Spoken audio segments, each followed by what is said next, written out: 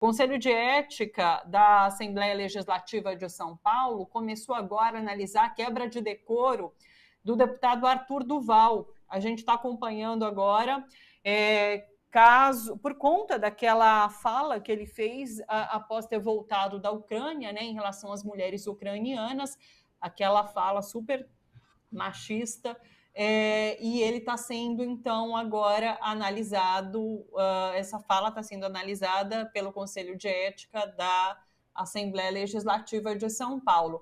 Caso eles considerem que houve quebra de decoro, Arthur Duval é cassado e perde, se eu não me engano, seus direitos políticos por 8 anos. Será que a gente consegue ouvir um sobe-som rapidinho? Política, porque eu acredito que aqui a gente melhora a sociedade para todas as pessoas. E eu estou na política para buscar fazer o certo, não por gostos e relações pessoais. E posso provar, esse mesmo Comitê de Ética votou contra o deputado Arthur recentemente na questão do seu funcionário que estava viajando e assinou o ponto. E eu votei favorável ao Arthur por entender que não era competência desse comitê aquela punição. Não é uma questão pessoal. O segundo ponto é em relação à intimidação. Essa é uma oportunidade, Arthur, como você mesmo disse, de aprendizado e evolução. Para o Arthur, para o MBL. Essa forma de fazer política, intimidando as pessoas, na sequência, virando fake news e terrorismo na internet, é responsável por muito da derrocada da nossa democracia. É responsável pela forma que o Brasil está hoje enquanto política. Nós não podemos nos deixar intimidar.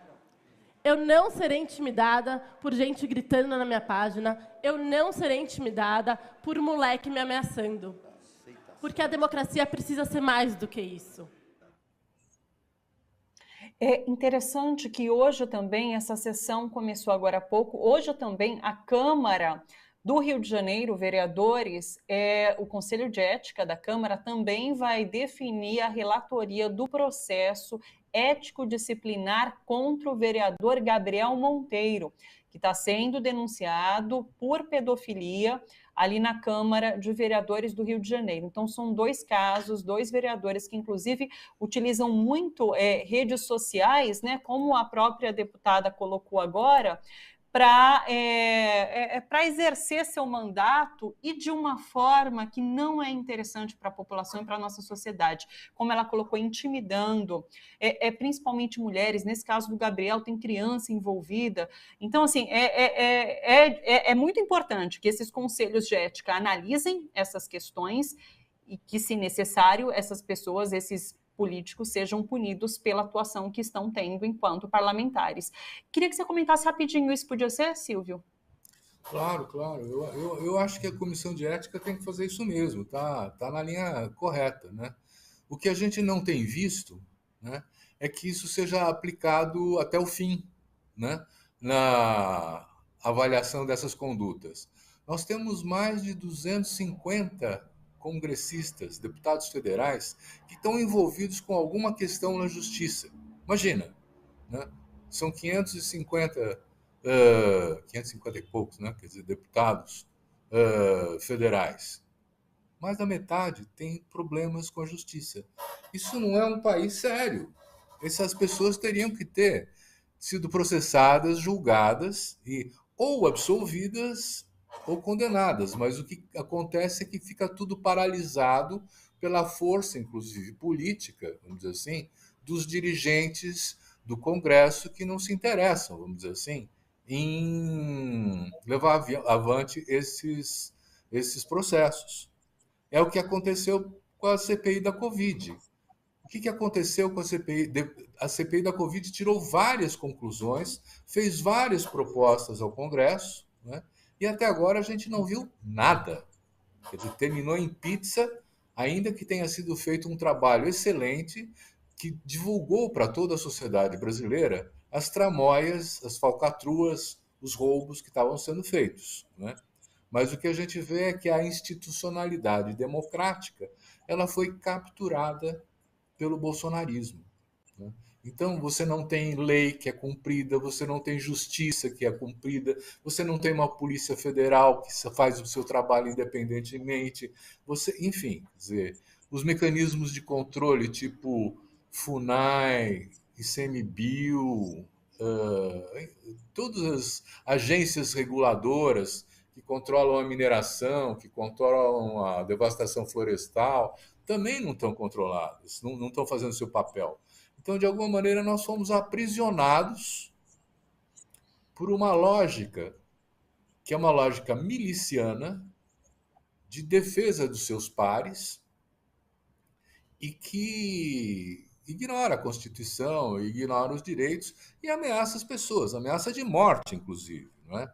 E na rede social você fica recebendo uma saraivada de acusações, de xingamentos, como se fosse alguma coisa normal. Não é. Nós temos que reagir a essas coisas. E eu acho que a comissão de ética deve mesmo afastar, caçar o Arthur Duval, né?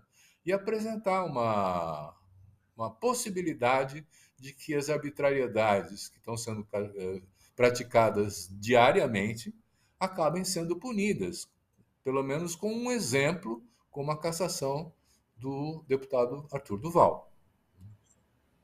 Perfeito. Que bom que a gente conseguiu comentar isso. Silvio, eu vou aproveitar, deixa inclusive, para ir para a nossa entrevistada, que também pode falar sobre esse assunto, porque ela estuda a história das mulheres, no passado, no presente. Eu vou com ela. Silvio, muito obrigada pela participação mais uma vez. Só deixa eu chamar, antes da gente finalizar, o Le Monde Diplomatique de hoje, que vai ao ar às 9h30 aqui pela TVT, com o tema, tá aí, Armas e Milícia. Comenta para a gente rapidamente, faz um convite para as pessoas acompanharem, Silvio. Nós estamos conversando com um especialista nessa área que vai nos contar as implicações da liberação, assim, sem nenhuma restrição da compra de armas. Nós temos mais de 500 mil de pessoas que se qualificam como CACs, colecionadores, atiradores, caçadores, que tiraram armas pesadas, né? E que, na verdade, você não sabe onde é que elas foram parar. Né? E ele fala também daquelas mobilizações, das iniciativas de não ter mais a possibilidade de identificar o armamento e a munição, o que facilitaria muito o trânsito da milícia para o exército e vice-versa, não é? E os riscos que isso nos traz como sociedade. Agora nós acabamos de ver nos Estados Unidos um tiroteio no metrô, que é isso, quer dizer, a população com as armas na mão decide fazer o que quiser e não tem possibilidade de controle, tem possibilidade de atender depois que as coisas aconteceram, né? Essa vida de andar armado e atirar nos outros, nós não queremos mais no Brasil. Isso já existiu no tempo do coronelismo e é preciso que desapareça. É essa discussão que nós estamos fazendo. Perfeito. Ainda faz esse link com o que aconteceu hoje ali em Nova York, são várias as pessoas baleadas, né? Silvio, muito obrigada pela participação, um beijo para você, boa semana, até semana que vem.